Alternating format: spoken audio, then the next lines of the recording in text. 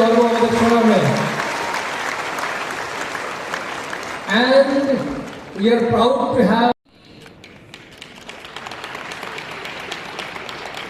এবারে পত্রিকার জন্য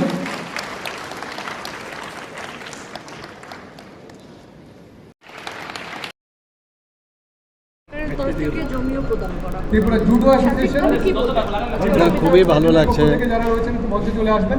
ও আমাদের জন্য একটা গর্ব, কারণ এর আগে আমাদের গর্বের বিষয় ছিল দীপা কর্মকার, ওর সাথে আরেকজন অ্যাড হলো। তো একের পর এইভাবেই চলতেই থাকবে এবং ওদেরকে দেখে বিশেষ করে আগামী দিনে যারা ইয়াং জেনারেশন তারা কিন্তু বেশি করে উদ্বুদ্ধ হবে। আমরা সবাই জানি যে ত্রিপুরাতে ড্রাগস নিয়ে একটা বিরাট প্রবলেম।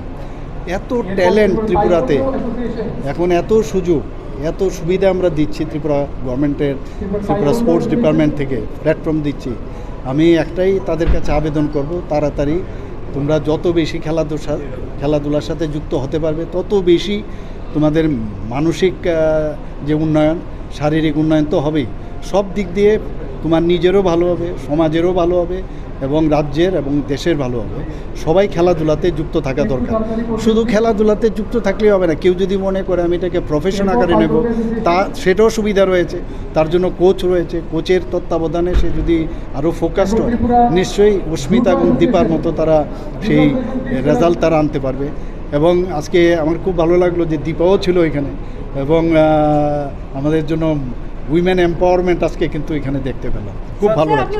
রাজ্য সরকার তরফ থেকে উইমেন এম্পাওয়ারমেন্টের কথা বলছেন, আমরা দেখতে পাচ্ছি যে আমাদের যখন পর্যটনের অ্যাম্বাসেডর করা হয়, আমরা বহিরাজ্য থেকে সেখানে আরও প্রতিভাবান খেলোয়াড়কে আছে, কিন্তু আমার নিজের রাজ্যে রয়েছে।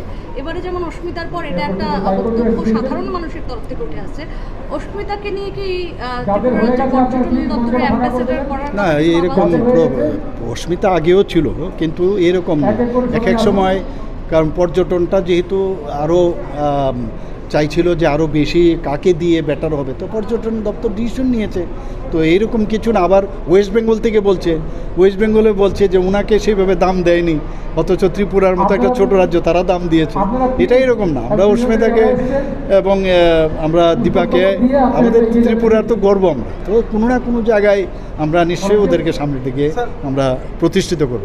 স্থায়ীভাবে রাজ্য সরকারের পক্ষ থেকে আমি তো একটু আগে বললাম, আমি স্থায়ীভাবে এখন ওর উপর ডিপেন্ড করবে, কারণ ও এখন আরও বড় প্ল্যাটফর্মে গেছে। ও তো নিজেই বললো যে এরকম না, এটা নিয়েও পলিটিক্স করে অনেকে, কিন্তু আমাদের তরফ থেকে রাস্তা মানে ওপেন, কোনো অসুবিধা নেই। পরবর্তী সময়ে যখন চাইবে আমাদের তরফ থেকে আমরা সেই ব্যবস্থা নিশ্চয়ই আমরা তার চেষ্টা করব।